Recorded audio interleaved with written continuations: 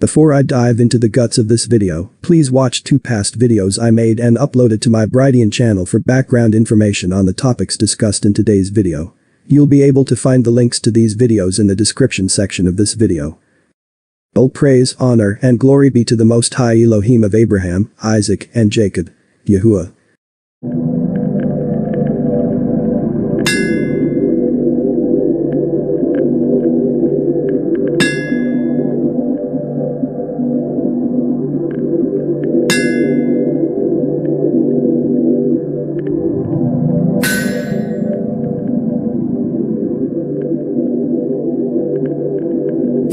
We have before us the opportunity to forge for ourselves and for future generations a new world order, a world where the rule of law, not the law of the jungle, governs the conduct of nations. When we are successful, and we will be, we have a real chance at this new world order, an order in which a credible United Nations can use its peacekeeping role to fulfill the promise and vision of the UN's founders. I don't want to spend much time analyzing this particular Denver airport mural, so let's begin. There are people who consider the boy in the mural to be Prince William, however, I disagree with their interpretation. You'll notice that the centerpiece of this mural is a strawberry blonde-haired boy who appears to be swinging a hammer. I encourage you to research the Abraham Accord silver half-shekel coin that was revealed in September 2020, a week or two after Trump brokered the false peace deal with many nations. Here are 2 images of the 45th American president as a boy. I want to draw your attention to the blonde-haired boy again. He appears to be dressed in Bavarian attire. Bavaria is a state in Germany. Donald's paternal grandparents were both born in Kallstadt, Germany. Pay attention to the boy's red tie in the mural. Donald often wore a red tie when he was the American president. Near the bottom of the mural you should notice a dead Nazi soldier who appears to wear a gas mask. Next to the green arrow, you'll notice a darker-skinned woman with distinct almond-shaped eyes. I believe this darker-skinned woman being portrayed in this mural is Melania Trump. Melania is Eastern European, she was born in Slovenia. Next to the purple arrow, you'll notice an Israeli flag. Trump is considered the most pro-Israeli American president of all time. While Trump was the American president, he declared Jerusalem the eternal capital of Israel. Donald relocated the American embassy in Israel from Tel Aviv to Jerusalem. Donald's face is engraved on a coin next to the Persian King Cyrus's face. Benjamin Netanyahu named a town in the Golan Heights after Donald, called Trump Heights. Trump brokered the Abraham Accords. Donald has a train station in Jerusalem named after him. Donald Trump has been called the King of Israel and the Messiah and the American Messiah by his political supporters and more than 3 Jewish rabbis. Donald won the Jewish Tree of Life Award. Donald himself looked up in the sky and called himself the Chosen One. I could go on and on about this topic, but I won't for the sake of time. Lastly, I believe the orange arrows next to the 3 gentlemen in the mural could represent the 3 member states of the Arab League that signed the Abraham Accords, which are the United Arab Emirates, Bahrain, and Sudan.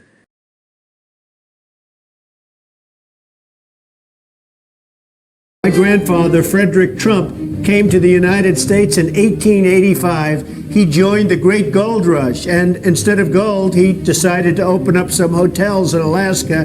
He did fantastically well. He loved this country. Likewise, my father, and now me. In 1999, I was the Grand Marshal of the German-American Steuben Parade, and I really enjoyed that day. We passed Trump Tower, 69 stories. I looked up and I said, this is a long way from Kallstadt. I'm a proud German American. Enjoy the parade, and I'll be watching you from Trump Tower.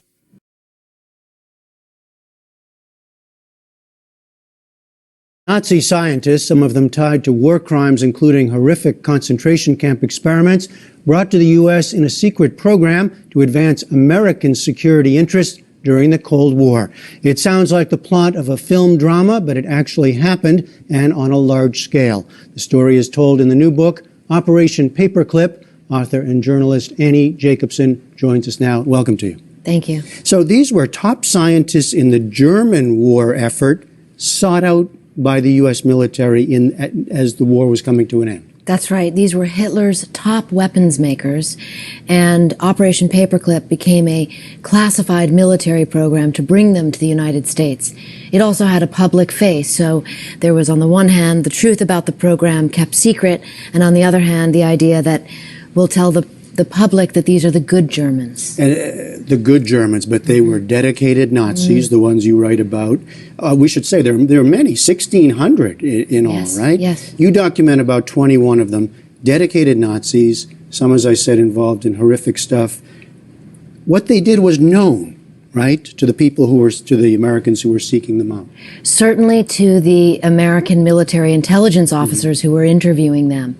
The idea that they were involved in war crimes was really necessary to be kept secret, and that's exactly what happened. And so in the book, I think I unveil a lot of the truth about this program that has remained clouded for decades. So give us an example of one of the figures that intrigued you. Well, I think one of the worst case scenarios was that the United States military made the decision to bring Walter Schreiber. This was Major General Dr. Walter Schreiber, the Surgeon General of the Third Reich. He wound up at a military facility in Texas. And doing what?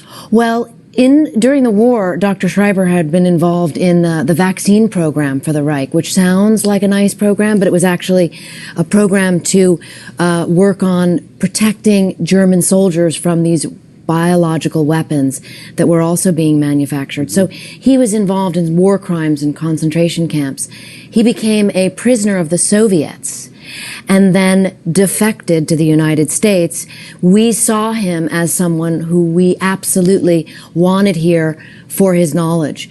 So in the United States, it still remains unknown what exactly he did, only that he worked for the U.S. Air Force in Texas. You know, this becomes, of course, a story of practical versus ethical choices, right? Decisions made whether to look the other way or forget about the past in order to advance and gain advantage over the Soviets, it should be said, during the Cold War. Absolutely. I mean, the Cold War got hot very quickly, and the Soviet threat was this foreboding menace. And the idea was, certainly at the Pentagon and among the Joint Chiefs of Staff who were really running this program, was if we don't get these Nazi scientists, surely the Soviets will. Was there much debate at the time about the ethics of it? Absolutely, there was a debate, and I think that's what makes the narrative so compelling, because you have some people, including high-ranking generals at the Pentagon, who are loath to work with Hitler's former scientists. And you have others who say, this must be done, and it will be done.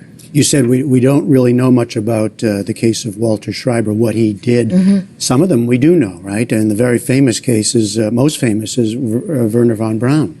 Yes, he came here. He was the head of our rocket program and brought 114 fellow V-2 rocket makers with him. And this program, again, had a very beneficent face. Only now do we know the facts are very different about what those scientists were involved in at the end of the war in what was called the Nordhausen slave labor factory. Deep in the tunnels, you had concentration camp prisoners building the V-2 rockets. So in a case like that and others where we know that they did accomplish things for the U.S. when they came here, then the question, and you write this, does accomplishment cancel out past crimes?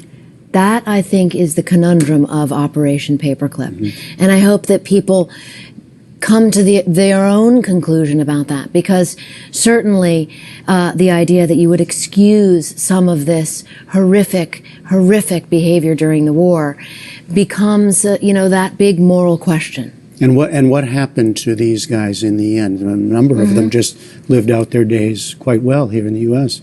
You know, the obituary for Dr. Theodore Benziger in the New York Times, I think, kind of sums it up. He died in 1999, and the New York Times lauds him as a good German scientist who's dedicated his life to the U.S. military. It leaves out the fact that he worked with Himmler very closely during the war and was actually on the original list of Nuremberg war crimes trials.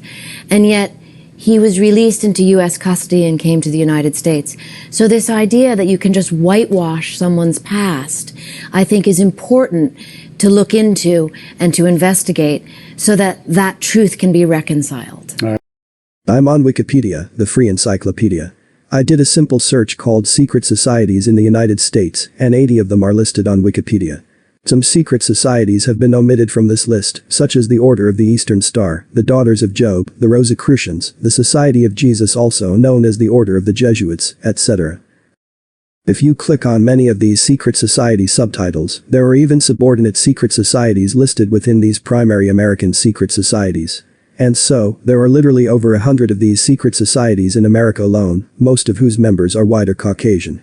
Yes, there have been ethnic minority recruits in the past decade or so, but still, most of the occultists in these two-faced secret societies are almost all Caucasian men. That means there are millions of these occultists, / Satan worshippers, / potential neo-Nazis who live double lives on American soil. You'd be surprised how many of these wolves in sheep clothing pose as Christians. Now consider Canada, and then consider Europe as a whole. Remember, when it comes to profiteering and business, many of these Caucasian men pretend like they get along with ethnic minorities, but only the Most High knows what is in the hearts and minds of wicked men. And so business strictly remains business, but not behind closed doors. I'm going to quickly read over the most commonly known secret societies in America. There are the Ancient Order of Hibernians, the Ku Klux Klan, Scottish Rite Freemasons, the Knights of Pythias, the Knights of the Golden Circle, the Order of the Owls, the Order of the Star-Spangled Banner, Order Templi Orientis, Quill and Dagger, Skull and Bones, Spade and Grave, the United Ancient Order of Druids, etc. Only the Most High knows if there's going to be a neo-Nazi Fourth Reich manifestation that's going to occur in these end times, with the return of the son of perdition Donald Trump to the political stage.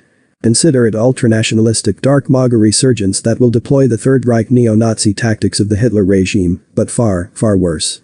Anybody who is caught opposing Donald Trump will either be beheaded, or shot, or hung or made a slave, or imprisoned.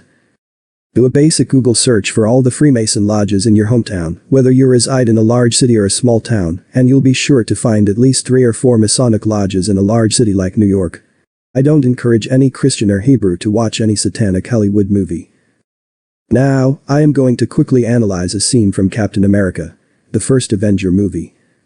Can you imagine Donald Trump playing the role of Steve Rogers, but an obese version of him? After all, Donald is always touting Make America Great Again in the media. He also claims to be the great defender of Western civilization and all the religions and faiths of the world. In this scene, Chris Evans, the actor who plays the character Steve Rogers, who is Captain America, is caught running through the streets of downtown New York City. I want to draw your attention to the Corona beer billboard next to the purple arrow, and the coronavirus structure or shape displayed on a billboard positioned underneath the other purple arrow. This is nothing short of predictive programming in a Hollywood film that was released in 2011, 8 years before the first COVID-19 pandemic outbreak in late 2019. Also, when you translate the word corona from Latin to English, you get the word crown.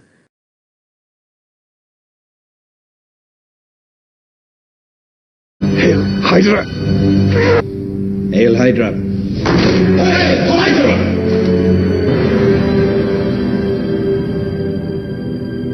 Hail Hydra! Hail Hydra!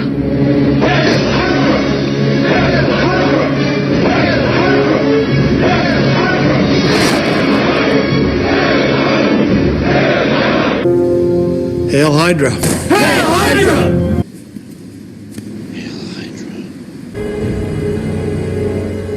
Hail Hydra. Hail Hydra! All right, put your arms down, Kaminsky. Look like a West Texas cheerleader at a pep rally. Hail Hydra. Hail Hydra. Whoa, Hail Hydra, guys. Hail Hydra. Hail Hydra. Hail Hydra. Hail Hydra. Hail Hydra. Hail Hydra. Hail Hydra. Thank you, Doctor. Hail Hydra. Hail Hydra to that.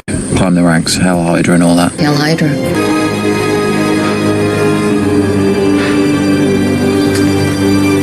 Hail Hydra. Yes, sir. Hail Hydra. Hail Hydra.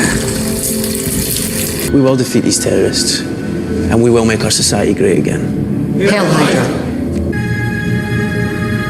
Hail Hydra.